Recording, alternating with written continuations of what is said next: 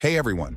Today I want to take you on a journey through one of the wildest and most fascinating tales from ancient Greece, the Greek creation myth.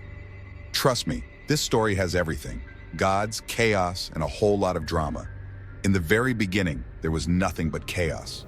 From this chaos, a few primordial beings emerged. First up was Gaia, the personification of Earth. Then came Tartarus, the deep abyss used as a dungeon of torment and suffering. And let's not forget Eros, the god of love, who, let's be honest, is pretty crucial for what comes next. Erebus, darkness, and Nyx, night, also showed up, making things a bit more mysterious. You know, Gaia, being the earth and all, decided she needed a companion, so she brought forth Uranus, the sky. Gaia and Uranus had a bunch of kids, including the 12 Titans, the 3 Cyclopes, one-eyed giants, and the 3 Hecatoncheires, giants with 100 hands each. Here's where things get interesting. Uranus wasn't exactly winning any Father of the Year awards. He wasn't a fan of some of his kids, especially the Hecatoncheires and Cyclopes, so he threw them into Tartarus. Gaia was not happy about this and plotted with her son Cronus, the youngest Titan, to overthrow Uranus. Cronus took a sickle, castrated Uranus, and became the new ruler. Cronus and his sister Rhea became the power couple of the time and had several kids: Hestia, Demeter, Hera, Hades, Poseidon, and Zeus. But Cronus had a major trust issue. He heard a prophecy that one of his kids would overthrow him, so he swallowed each of them at birth.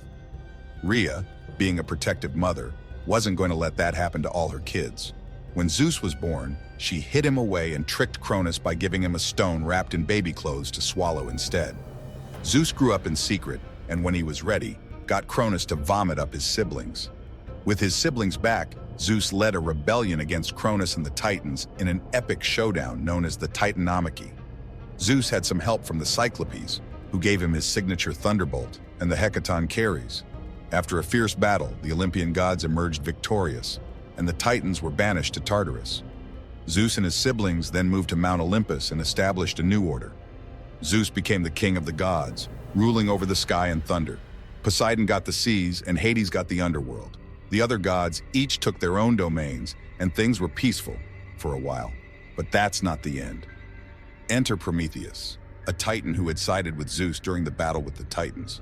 Prometheus was a clever guy and really cared about humans. He created them from clay and even stole fire from Zeus to give to humanity. Zeus, not pleased with this, punished Prometheus by chaining him to a rock where an eagle would eat his liver every day. And just when you think it's over, there's Pandora.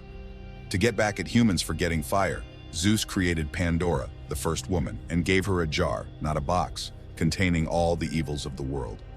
Pandora, being curious, opened it and released all kinds of miseries into the world. But at the very bottom, one thing remained: hope. And that's the Greek creation myth, folks. It's a roller coaster of gods, monsters, and epic battles. If you enjoyed this story, make sure to like and subscribe for more mythological tales. See you next time.